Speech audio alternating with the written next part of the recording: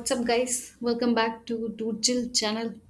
I've been away for a while, but I'll say for a good reason.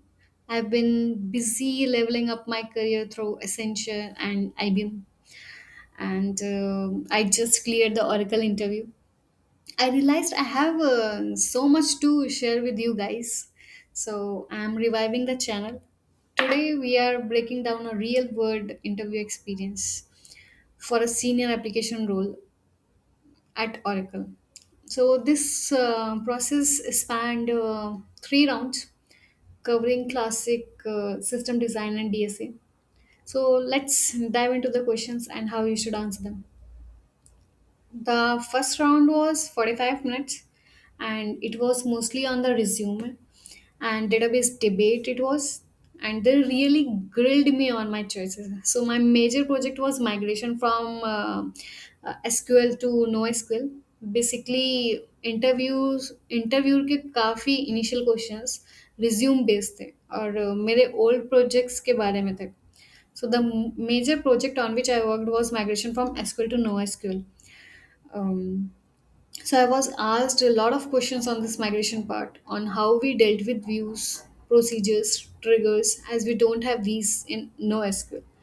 But the major question was why MongoDB over SQL? When you are answering this, no, don't just say it's faster. Talk about the trade-offs. I told them, look, it's all about schema flexibility versus rigid structure. If you're dealing with unstructured JSON data and you need to scale urgently, Mongo is your best friend. But if you need bulletproof ACID compliance and complex joins, then SQL is still the king, you know. So basically, the answer is it's about schema flexibility versus rigid structure. MongoDB excels in horizontal scaling and handling unstructured JSON-like data, whereas SQL is the king of ACID compliance and complex relational queries. And if we go to performance wise, NoSQL is generally faster for simple read and writes, and RDBMS is better for complex joins and data integrity. And if we go to security part, SQL is often seen as we can say more enterprise secure and due to advanced encryption and auditing, but the MongoDB has caught up significantly with TLS. So that was all about my major project, and they have asked few more questions like this Pino framework. So I have worked on little bit on this Node.js framework. So I have mentioned this in my resume, and they asked me about this Pino framework. Apart from this, what and they have asked me one DSA question, which was classic capacity planning. So we can say classic capacity planning or binary search problem it was. So the question was something like finding the minimum processing capacity needed to finish work within a fixed time while maintaining the order. So I used here binary search on capacity and validated the feasibility using a greedy pass to ensure processing within given time units.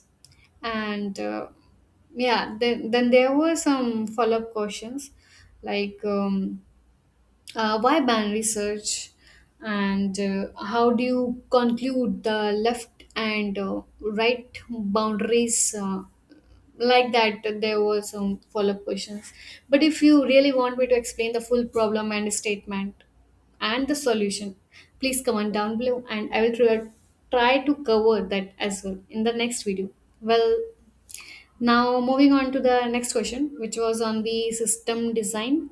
So it was the like the problem was to design a logging system for the fast insertion and retrieval, and the strategy I used here was message queue like Kafka for fast ingestion And then for retrieval we can use Elasticsearch. It helps in indexing. And or we can also use CloudWatch. So there was also some follow up questions like what will be the data model, and about the flow chart, and which DB we are going to prefer. Like this we had a few more follow-up questions. So always keep in mind, always draw your data model. Don't just talk about the flow. Explain where the data sits, SQL or no SQL. Okay. Then later they asked me about this ECID. So basically ECID stands for execution context ID. So it's a kind of unique ID which is attached to a request as it moves through various layers. So we can say like it's essential for end-to-end debugging. You can think of it like a tracking number for a package, but for a request it follows the request through WebLogic and the database, so you can actually debug things when they break in a massive system. And then they asked about this Elasticsearch. Why do we use it? How can we use it in this logging system? These were a few questions. And as I mentioned about data model, so in data model also, like what all why are we using trace ID, what is the purpose of trace ID? So like that there were a few follow-up questions. Then they asked me about this SQL injection. So how it happens and how can we prevent it? So basically, whenever the user input is directly concatenated with a SQL query, right? At that time, SQL injection happens, and the prevention is like we can use parameterized queries, prepared statements, which we say input validation, and the principle of least privilege for DB users. So yeah, that was all about my first round. And it was approx 45 minutes and approx 15 questions, 14 to 15 questions. Then I waited for I guess maybe for 5 to 10 minutes, and they informed that I cleared the first round, and the second round was getting started immediately. So round two was we can say like it was purely DSA, no fluff, really no fluff. It was purely DSA, and the first problem was fraction to recurring decimal. So the key point here is to use a hash map to store the reminder and its position. And if you see the same reminder twice, you have found the start of the recurring part. So basically, you should also handle the negative sign and overflow of the end mail.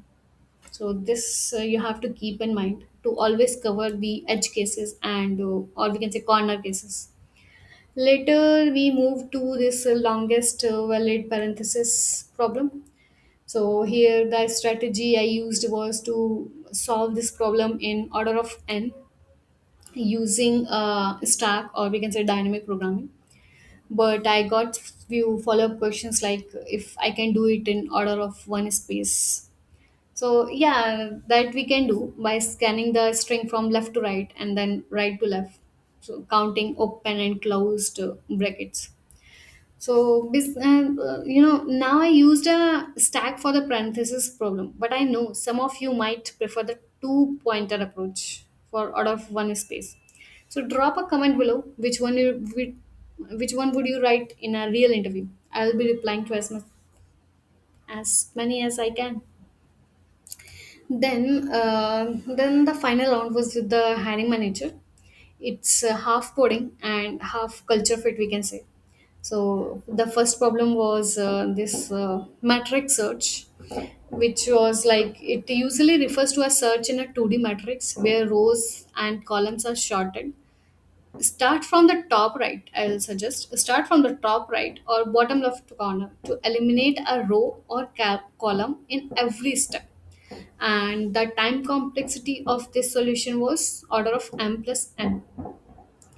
Then second question was on this Dutch national flag.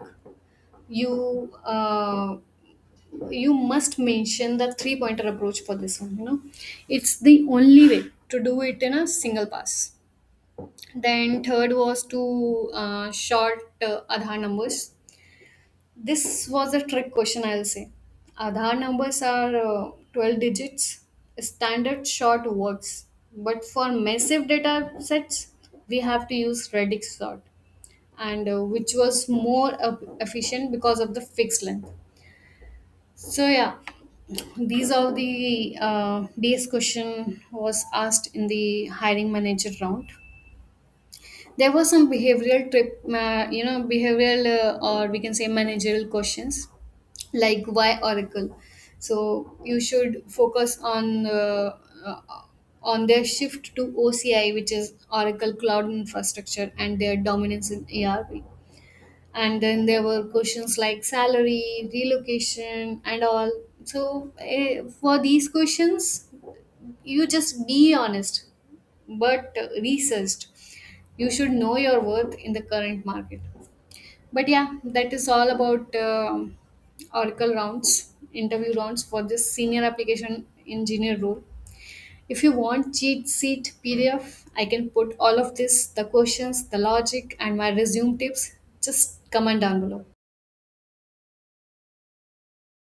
Audio Jungle.